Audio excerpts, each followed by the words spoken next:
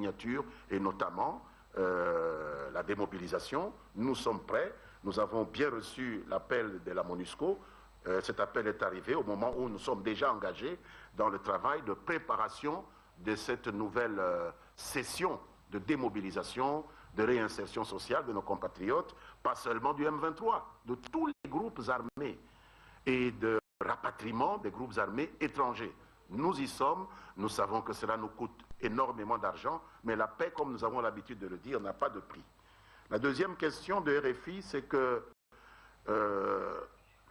aucun membre du M23 a réintégré au sein des forces armées. C'est la position que nous avons prise. On ne peut pas être intégré au sein des forces armées par le fait d'avoir été membre du M23. Mais tout Congolais, lorsque vous récupérez vos droits, lorsque vous êtes réinséré dans la société congolaise et que d'aventure vous souhaitez faire partie de l'armée, vous vous présentez à un centre de recrutement de l'armée. Il y a des campagnes qui sont lancées. D'ailleurs, il y en a une qui est en train de démarrer maintenant, après celle de l'année dernière. Il y a une campagne qui est lancée. Vous remplissez toutes les conditions.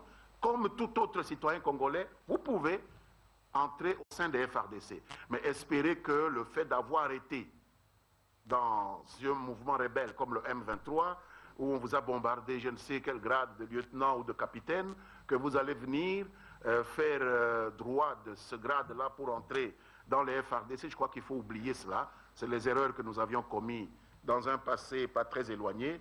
Nous nous en sommes mordus les doigts, on ne va plus recommencer. Donc il n'y aura plus d'intégration qui puisse suivre cette filière. Il faut vraiment complètement oublier cela. Et enfin, la question, la troisième partie de la première question, l'engorgement des centres d'accueil de personnes à désarmer. Nous estimons que tout citoyen congolais, porteur d'armes, sans avoir le droit légitime de porter une arme, c'est-à-dire n'appartenant pas aux forces de défense et de sécurité, doit être désarmé. S'ils sont très nombreux, cela veut dire que le danger qu'encourait la République démocratique du Congo est plus important que nous ne le pensions. Et donc nous devons accorder priorité au désarmement de ces gens. Il n'y a pas à s'effrayer du nombre. Nous devons plutôt nous effrayer des conséquences que la République risque d'encourir si d'aventure nous ne réussissions pas à ramasser toutes ces armes. Donc pour nous, c'est une priorité à laquelle nous sommes prêts à donner tous les moyens, aussi bien internes que les moyens de la solidarité internationale dont nous apprécions la réalité aujourd'hui. Et donc ça ne peut pas nous effrayer qu'il y ait trop de gens à désarmer. Au contraire, c'est probablement le fait que les actions psychologiques que nous avons menées, notre fermeté vis-à-vis du M23 semble payer parce qu'un grand nombre de gens comprennent l'inutilité de garder des armes et la nécessité pour eux de se présenter pour être désarmés. Donc pour nous, ce n'est pas quelque chose qui peut nous décourager. Bien au contraire, nous avons l'impression d'avoir réussi notre travail de dissuasion en voyant le nombre de personnes qui se présentent dans ces centres de désarmement. Autre chose est ce problème sur le nombre de gens qui sont signalés notamment en Ouganda, où 400 personnes fuient, puis on nous dit qu'il y en a 1700 qui ont des armes. Tout cela ressemble un peu à un recrutement sous le manteau pour de prochaines opérations. Nous sommes prêts à répondre aussi à cela. La deuxième question du phare, les trois volets, politiques, diplomatiques, militaires, ont été réalisés. Nous ne dirons pas qu'elles ont été totalement réalisées, sinon nous ne serions pas maintenant plongés dans cette controverse déplorable avec nos voisins ougandais, avec lesquels nous espérions pourtant marcher main dans la main vers la stabilisation de cette région. Mais nous constatons qu'il y a toujours des problèmes, qu'il y a toujours des arrière-pensées. C'est qu'au plan diplomatique, il y a du travail à faire et nous devons le faire. Donc, le rapport de la MONUSCO indique l'implication des autorités politiques de ces pays, des autorités militaires également. Ces rapports ne disent pas autre chose que ce que nos propres rapports disent. Nous avions alimenté le travail du groupe d'experts des Nations Unies qui a confirmé ce que nos services avaient dénoncer ce que notre gouvernement n'a cessé de dénoncer, l'implication au plus haut niveau de ces États, de certaines autorités, aux côtés de tous ceux qui déstabilisent la République démocratique du Congo. Le travail diplomatique est encore à parfaire.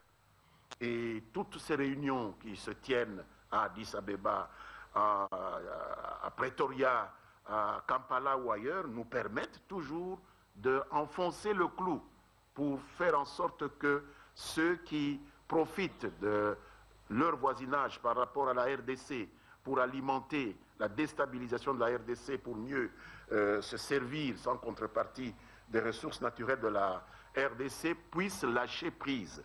C'est un travail que nous serions présomptueux de dire qu'il est terminé. Pas du tout, il n'est pas encore terminé.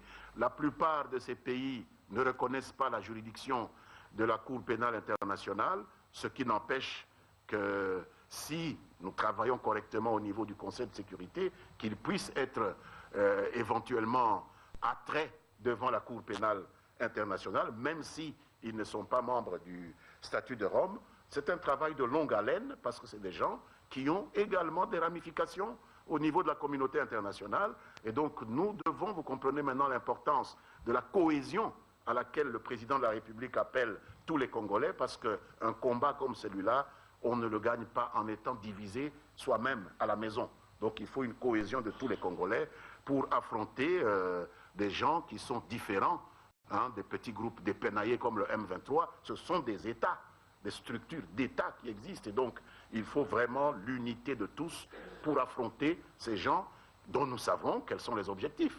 Ça ne fait l'ombre d'aucun doute. Les experts des Nations Unies nous ont éclairés là-dessus. Nous-mêmes, nous les voyons à l'œuvre tous les jours. Nous subissons leur mauvaise humeur. C'est de ça que nous parlons. C'est leur mauvaise humeur que nous sommes en train de subir actuellement. La troisième question, celle de la victoire des FRDC qui serait vidée au niveau de Kampala, avec ce que nous venons de dire. Je pense qu'il faut plutôt parler d'une tentative de vider la victoire des FRDC de tout son contenu. Elle a échoué parce que nous avons refusé de nous y prêter. Elle a échoué parce que nous n'avons pas signé quelque chose qui allait aboutir à banaliser le mal, aboutir à faire du M23 une structure normale comme une autre, avec laquelle un État peut signer, c'est-à-dire faire oublier que c'est une force négative et qui compromet la crédibilité de ceux qui veulent lui donner une existence plus ou moins banalisée. Donc la tentative a échoué, il faut s'en réjouir et il faut féliciter le président et le gouvernement qui ont pu y voir clair et mettre le haut là pour dire on ne va pas aller jusque-là. Rien ne permet qu'une force négative devienne l'égale d'un gouvernement, qu'on puisse oublier trop vite tout le mal qui a été fait à notre peuple et qu'on puisse comme ça transformer ces gens-là en des partenaires normaux d'un gouvernement légitime.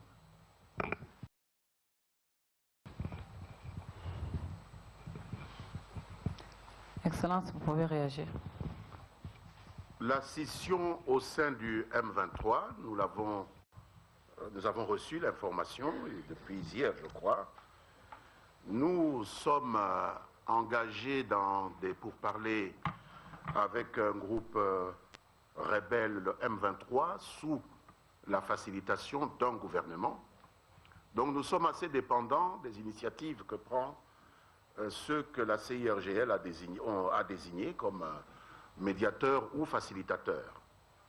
C'est à ce niveau que se trouve la réponse à la question que vous posez, s'il faut oui ou non prendre en compte cette scission qui a été annoncée avec fracas hier et qui révèle qu'au sein du M23, il y a encore des gens qui sont plus ou moins sensés et qui peuvent comprendre qu'il est tout à fait inutile de naviguer à contre-courant, qu'il est complètement inutile de penser que la situation peut se retourner de façon telle qu'une chance s'offre de nouveau à des forces négatives pour imposer encore leurs lois après avoir perdu militairement, alors qu'ils savent bien qu'ils ont tenté une chance par la force. Il n'y avait que par la force qu'ils pouvaient espérer faire quoi que ce soit. Maintenant que la fortune des armes les a lâchés, je ne vois pas par quel miracle ils espèrent s'imposer. Donc, la tendance qui a accepté les positions du gouvernement est la plus réaliste. Maintenant, nous voudrions bien voir au niveau de la CIRGL et du facilitateur désigné par la CIRGL, aussi bien que le médiateur, qu'une prise de conscience puisse se faire jour et qu'on se rapproche de la position de ceux qui nous paraissent les plus raisonnables et qui ont créé leur tendance depuis hier. Mais nous ne sommes pas la facilitation. Nous attendons qu'elle prenne une initiative à cet égard. Alors, est-ce qu'on a saisi le gouvernement ougandais en ce qui concerne l'extradition des criminels qui se retrouvent aujourd'hui sur son territoire? Nous disons que le gouvernement ougandais est signataire de l'accord cadre d'Addis Abeba. Et on nous a rappelé, il y a la deuxième question qui nous a rappelé ici, un des contenus de cet accord, c'est-à-dire la renonciation par les différents gouvernements signataires à offrir l'asile ou à accueillir sur leur territoire des éléments criminels, des groupes armés qui opèrent dans l'un quelconque de nos pays, de la CIRGL. Or, il est un fait aujourd'hui que le Rwanda a violé ce principe en accueillant les Runiga et les autres, et que l'Ouganda est en train de le violer en accueillant les Makenga et d'autres auxquels on fait faire même la tournée des Popotins, on l'amène à KCC pour voir ses troupes, entre guillemets. Et donc là, c'est quand même un problème qui se pose sérieusement. Il n'y avait nul besoin pour le gouvernement d'écrire pour dire quoi? Pour dire à l'Ouganda, vous avez signé, exécuté votre engagement? C'est un engagement que nous avons pris il n'y a pas longtemps, c'est au mois de février qu'on a signé l'accord cadre d'Addis Abeba. L'Ouganda doit s'appliquer à exécuter ses propres engagements. Personne ne l'a forcé à signer. Donc le droit international est ainsi fait que quand on prend des engagements, on s'y soumet. Et donc nous attendons à ce que l'accord cadre d'Addis Abeba fasse l'objet du respect le plus strict par tous les signataires de l'accord cadre d'Addis Abeba. La deuxième question concernant la communauté internationale qui tiendrait mordicus à ce que le document qui devait être signé s'appelle accord, c'est la première fois que j'apprends cela. Je n'ai pas, moi, une information selon laquelle les envoyés spéciaux de la communauté internationale sont du même avis que le M23 et le facilitateur ougandais pour que ce document s'appelle accord de paix entre le gouvernement de la RDC et le M23. Il faut mieux vous renseigner. Je sais que les envoyés spéciaux de la communauté internationale soutiennent le point de vue du gouvernement, qu'on ne peut pas placer une rébellion au même diapason qu'un gouvernement légitime. Je crois que vous avez suivi un Européen qui a parlé hier, l'ambassadeur de Belgique.